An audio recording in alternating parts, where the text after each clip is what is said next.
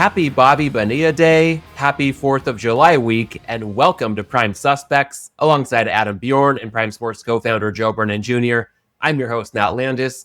Adam, a semifinalist at Wimbledon this year, will earn almost as much as Bobby Bonilla has collected today, and nothing says 4th of July on the sporting calendar like a major tournament in tennis.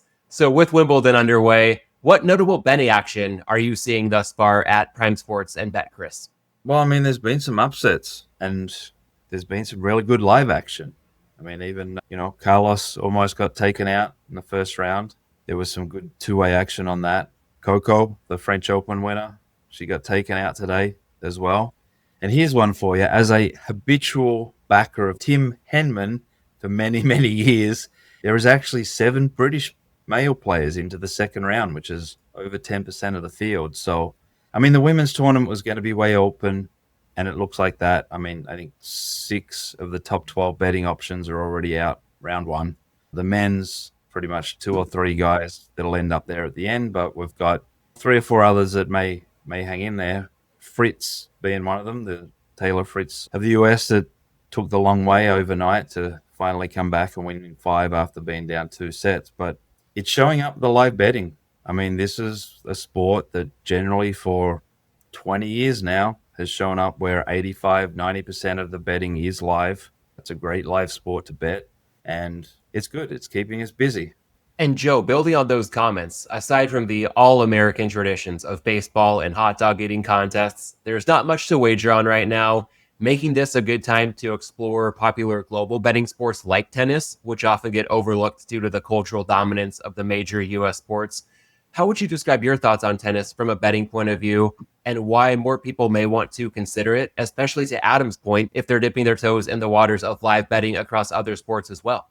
Well, I guess, while the rest of us are eating, hot dogs and drinking beer at our games, a venue that is known for serving strawberries and cream at their contests, who wouldn't love that kind of change of pace? But, tennis has been reliably over the last 15 years or so one of the top in-game betting sports. When you think about it, it's kind of perfect for where we're at right now as a culture with all of the jump in, jump out, digital snacking. The sport's perfect for it.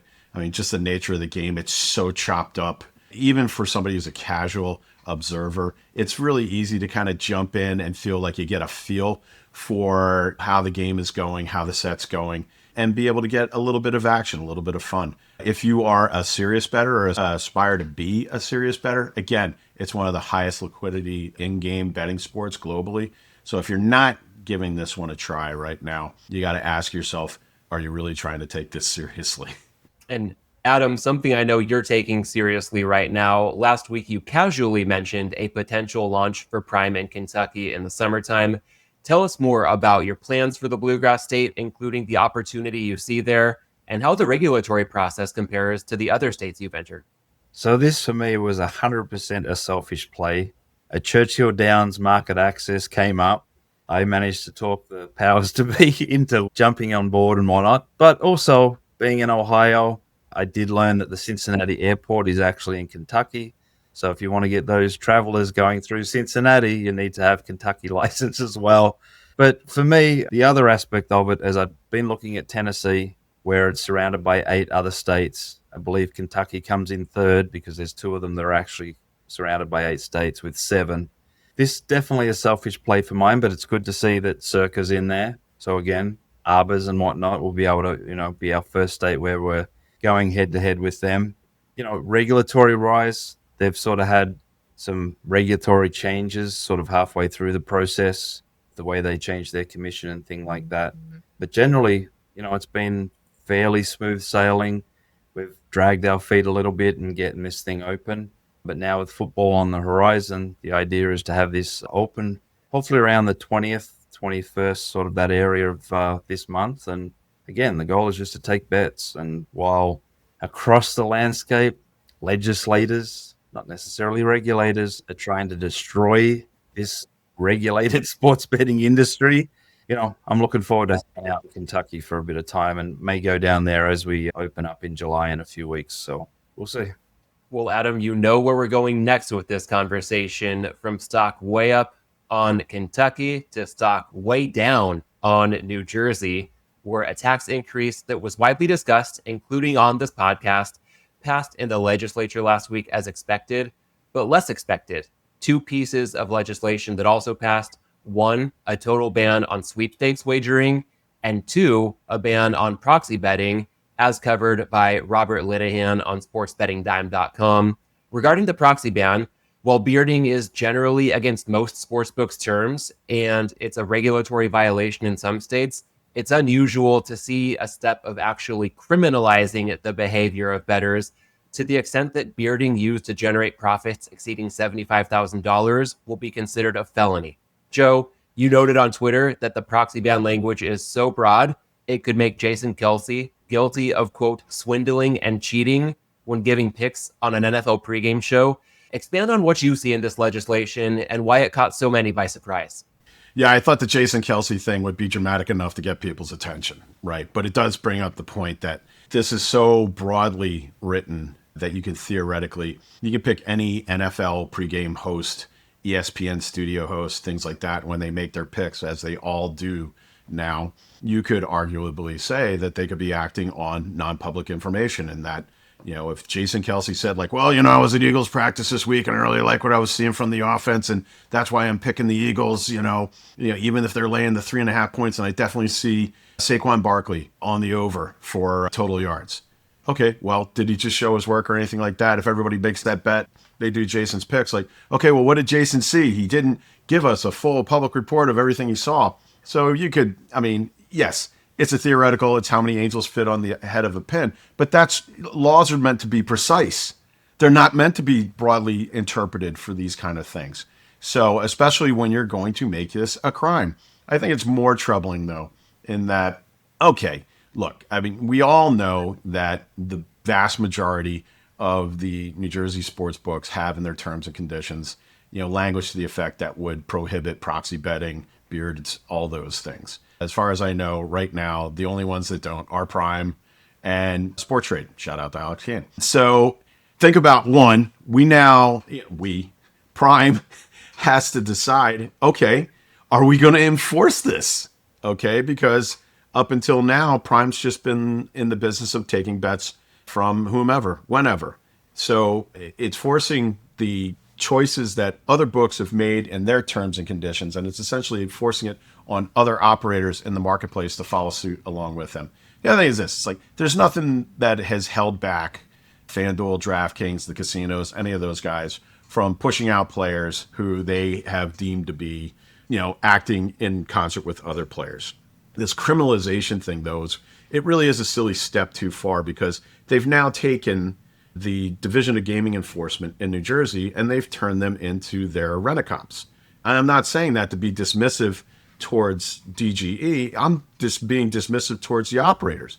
I don't think that right now the regulators are sufficiently funded and resourced just to do the current job that they have. And so now they're going to start policing on the behalf of FanDuel, DraftKings, and all the others to be able to police these their players, to make sure that they're not doing proxy betting or anything like that. It's a waste of New Jersey's time. It's a waste of their money. What compelling interest does New Jersey have to have their investigators engaged in this activity? It doesn't do anything to improve the marketplace. It doesn't give them any additional tax dollars. It just gives them additional responsibility on investigations. And, right now it's tough to get just licensing investigations done in New Jersey on a timely basis. They're so overtaxed. We're going to add this now, doing the internal policing based on the aesthetic choices of their licensees on whether or not they want to be able to take beards or they want to be able to allow proxy betting or anything like that. Like, why should New Jersey bear the cost of these investigations? So it's just all around stupid.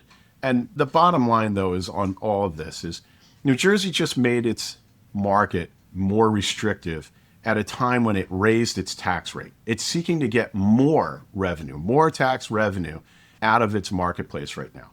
But they just made it more hostile to a lot of liquidity. Now you can argue, okay, well, the quality of I've had a couple of people Shout out to the shipper on Twitter. He's pushed me really hard on this topic, and I respect his opinion. And, is the liquidity that's being forced out by this, are they all just winners anyway? Are they net negative to GGR? And you could argue that maybe they are, but the fact is that maybe they aren't. There's an awful lot of people who think that they're winners or try to be winners, but there's only a very few winners over the duration. So this can theoretically cost New Jersey money. It certainly has made their marketplace more restrictive, and they're doing it at a time when it's never been easier for money to find its way into alternative venues. We've talked about this virtually every week. Okay, is it going to be, where's this money going to go? Is it going to go offshore? Is it going to go on the street?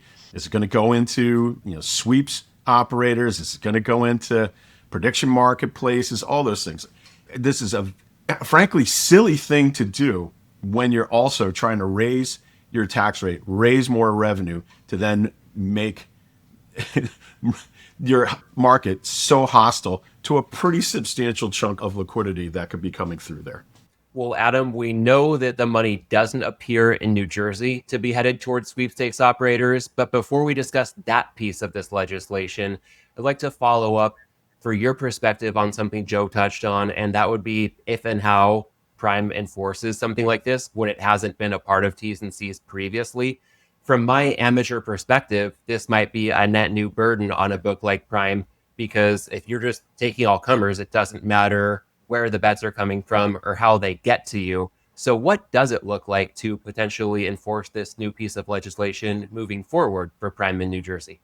So do we have to enforce it? I mean, ultimately, a person opens an account, they put in their money through their method, the money goes back to that person. What happens before and after that? What's that got to do with me? I mean, isn't this more I don't even know who should be policing this one, because this one's utterly ridiculous. I did see something where it said, it's illegal for a person to risk a value of 1,000 more having agreed to pay 10% more to someone else. Is that per wager? Because most of the proxy bettors are proxying because they can't even get $1,000 on anyway, so this doesn't affect them ultimately. So they're all just betting, $100 50 times or whatnot. I mean, we've had so many ridiculous variations come up from these legislators since we've tried to start regulating the unregulated. And this is right up there with the best of them, the worst of them, whatever this is. I mean, I want to take bets. The whole purpose of legalizing this and being a sports book is to take bets. Who gives one flying where the bet or who it comes from or take the bet. We're in the business of taking bets. Let us take bets. Why are we going to start? I'm not going to say anything here that gets me or Prime or anyone into it, but we're meant to police this. Like we're not asking customers, why did you bet this? Is this for a friend? Is this for a brother? Is this for a mother? It's insane. All they're doing is hurting their own industry that they're trying to build here. And again, I don't know what responsibility falls on the sports book, but I'm not looking to reject any bets. When you see the original language, the way this was written, it's so obviously written by gaming industry lobbyists representing the casinos and the recreational sports books. I don't think that, like Senator John Berzicelli, who was a titan when it came to legalization of sports betting and online casino, who was one of the co-sponsors of the overall bill. I don't think Senator Berzicelli was given one iota of, research information on what the downside effect of this, what the second level effects might be of this, how it could make it hostile to liquidity and potentially shrink the New Jersey marketplace. So this is entirely the industry. I love it when the industry finally gets off its ass and does some lobbying. They do so to their detriment or the detriment of the state.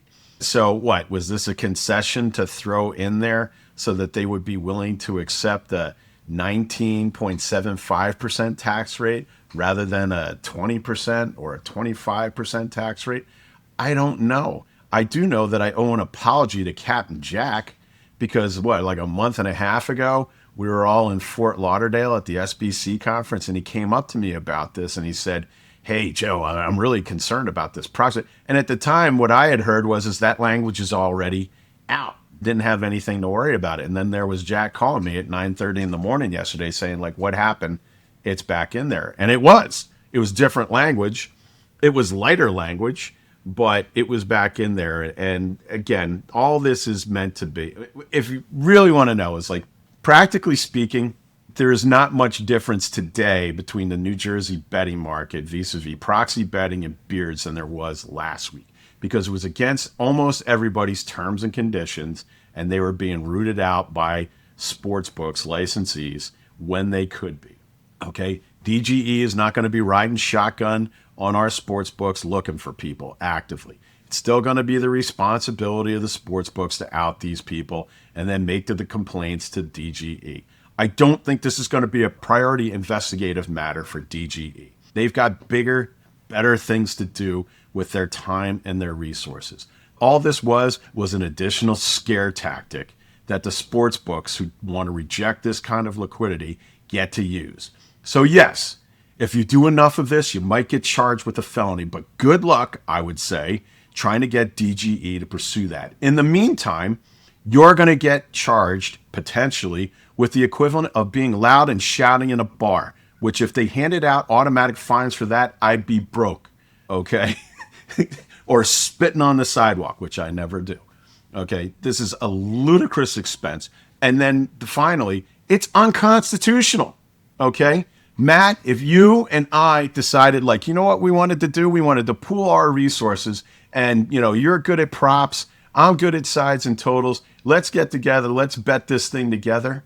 That's a freedom of association. We're free to do that. It's a First Amendment right in this country, because the underlying activity, betting on sports in New Jersey, is legal. We're not committing any crime. So what they're criminalizing is association. You and I can't associate when it comes to making a bet. That is patently unconstitutional. I think it's one reason why you will not see DGE making a priority of this, because all it's going to take is one pain in the ass who has time and money and feels like making a point. If they get charged with this thing, that's what's going to get run through the district court. And I don't think that's in New Jersey's interest either. It would be great if this thing was just quietly unenforced and we can all move along with our lives. It's just a stupid move. So in theory, banning proxy betting in New Jersey will affect a lot of pro bettors who rely on access to outs. In practice, enforcement might make this a different story. But Adam, if we look at the other piece of this legislation, the ban of sweepstakes operators, how does this New Jersey sports betting news dump potentially create favorable conditions for operators like Prime and the aforementioned sport trade, who've been dependable for New Jersey bettors since opening their doors? And how much might this reverse the flow of money right back to the offshore market?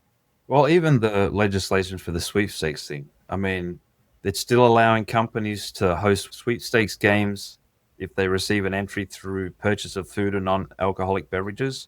Well, just on the front of it, you can buy a Smartie. We'll send you out a Smartie every time, want to play. I mean, the whole purpose of sweepstakes is loopholes, and they've got big fat loopholes in this thing. And the other aspect of it, that for each cease and desist order that's ignored by an operator is a $25,000 fine.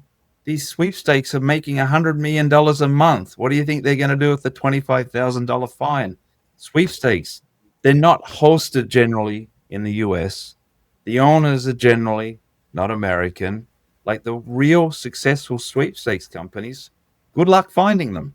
It's just another, let's go after it. How about building regulations, legislations, and business that can actually compete these places out of business? How about giving the actual licensed operators some fair guardrails to go after this unregulated business instead of chopping off their legs and making it harder for them to participate in the cost of business and all these things? How about building instead of trying to chop down? I mean, this will be right in Joe's wheelhouse. He'll take this and he'll take it to another level and probably bring in another amendment.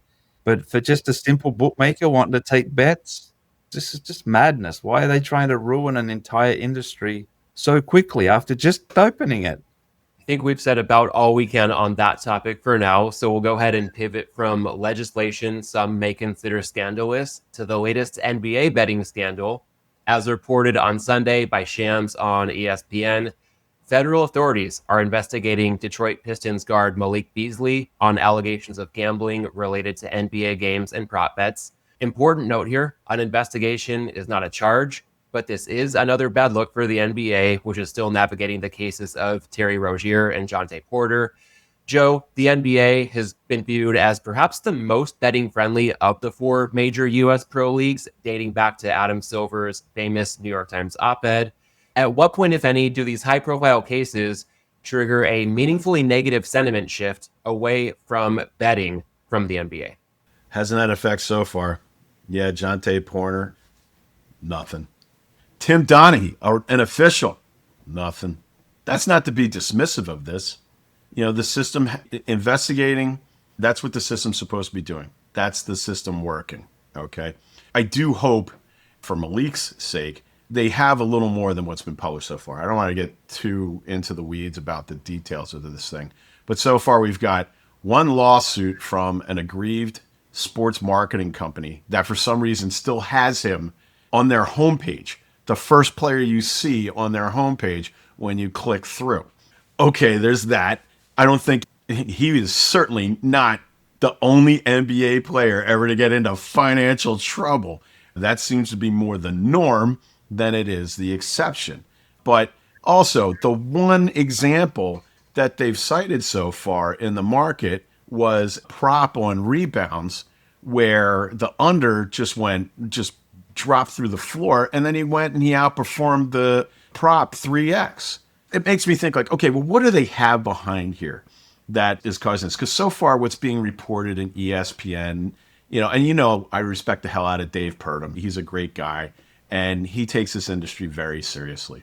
But so far what ESPN has reported, it just seems, there's an awful lot of reasons why just the example that they cited, the one specific prop where the money was on the under on 2.5 rebounds and you wound up getting 6.5 rebounds.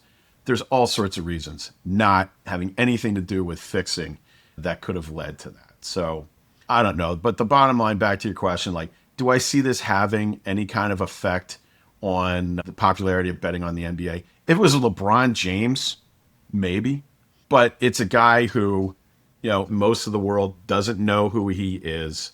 He is an itinerant player, averages a new team every season and a half. Decent player, averages like 16.5 points as an itinerant player in the league. So not bad, good 3-point shooter, but not somebody who you really think of that would move the needle with the public. In addition to your thought on how much this might affect public betting interest in the NBA, what do you think this situation may mean, if anything, when it comes to the NBA's longer-term attitude toward the betting space? Look, it's no secret. We right now are in the middle of a backlash, media-wise. And the NBA will not be the ones who will be standing out in front, taking the slings and arrows on this one. It's going to be pushed back on us. That's the way these things just have gone down. It'll be like the evil, nasty sports books, prop wagering. This thing has all of it, right? But like the NBA is not going to let this, the NBA is not going to have any less to do with sports betting after this. And, the public, again, NBA betting doesn't seem to have been affected one bit. And the NBA has had, when an NBA official admits to cheating and it doesn't affect it, what would it take? I think that's the question. Like, what really would it take for the public to just say, cash in on this the way it has on other sports in the past? Like boxing's a good example. Adam, bringing you into the fold here, I think we can all agree preserving the integrity of the game is the paramount concern here. And as Joe noted, the fact these cases have surfaced is owed in part to the detection systems we have in place in a regulated market. What's your point of view on whether we'll always have periodic cases like this coming to light, or if we'll ever fully eradicate integrity concerns before issues like this become public? This will last forever and ever. It's lasted forever and ever. It'll continue to last forever and ever. I think the NBA's actually done a great job with the integrity aspect of the betting side of it. I think the integrity companies have done a great effort with this. There's been quite a few things that have happened that haven't made it to public papers and things like that, with questionable betting patterns and stuff like that. how much does it really take to move a line from plus 120 to minus 250 on a player of this level? It wouldn't take that much money, and it'd just take a few rumors or anything like this, and someone getting, putting the smell test on it and thinking that something's happening here, and the whole market can move without actually taking a bet as well. So, Joe sort of highlighted that the example is pretty weak. Maybe there's more behind it, or there's something else that will come out at some point. But all in all, I think across the US sports, compared to international sports, they've done a pretty phenomenal job in keeping the few little blips on the radar to a minimum. And Joe just rolled off what the NBA said. Nothing would. Even if LeBron James had something to do with gambling and, tanked or something, wouldn't change a thing. NBA betting is only growing. Gambling on sports overall is only growing. It's going to be made easier. The leagues are in bed with the gambling companies. This isn't going anywhere. The idea is, and even if it's them throwing a few bones out to say, hey, we're on top of this, there might be another 100 Beasleys behind the scenes, but hey, we're catching a few. Who knows? But as to dinging the sport, this is a nothing burger. And this will just continue to roll on, and people will keep betting NBA no matter what happens. But I think overall, for the last, 6-7 years into this, there's been, a handful of things outside of the college stuff and whatnot. I think everyone is on top of their game in finding these things. The data teams, the integrity companies, and the leagues are doing everything that they can possibly do. And I think they're doing a phenomenal job right now. One thing I think you might want to consider is this is coming in the middle of like a wall of white noise when it comes to talking about league integrity and athlete integrity. There isn't a day that you can go on betting Twitter, right, or betting Reddit and not see a nonstop litany of guys who lost their bets saying the game is rigged. Game's rigged. The refs do it. This is not some new unique thing that's being said in the marketplace. Every time a player comes up short in a game, it's rigged. Every time a critical call maybe costs somebody on one side of a game, it's rigged. You hear it nonstop. It's like hearing somebody say fake news now. Everything it's rigged. So, if Beasley's guilty of something, great. I hope, one, the media does a better job of presenting the case than what they have done so far. And I don't fault them if there's information that they can't share, and this is just like the crumbs. But, the fact of half of Dave Purdum's article today wasn't actually about Beasley. It was about Jonte Porter. Like, okay, well, we don't have too much meat on the bone here, but this is where we really got the last one. All right, well, look, Dave's got a job to do as well, and they got to get clicks. They got to provide information. But they're going to have to do a lot better if they're going to pierce through this wall of white noise of every time somebody loses a bet, they go on social to say how fucking rigged the game is, even when we all know it's not. Okay? Well, Oh, God, you got to go and be the friggin' fly in the ointment at the end, don't you? Australians, you guys are such troublemakers. And with that, we may be wrapping up this week's episode with a nothing burger, to borrow from Adam's lexicon. But to the audience, we want to thank you as always for tuning in. And to those of you in the US, in many cases, before you wrap up your week with some fireworks, have a safe and happy 4th of July, and we'll catch you next week. Thanks for listening to this week's episode of Prime Suspects. Register for Prime Sports at primesports.com and download the Prime Sports app. You can follow us on Twitter at PrimeSuspects_, at Joe Brennan Jr., and at Adam Bjorn 2. You must be 21 or over to play on Prime Sports. Always bet responsibly and within your limits. If you or someone you know has a gambling problem, call 1-800-GAMBLER.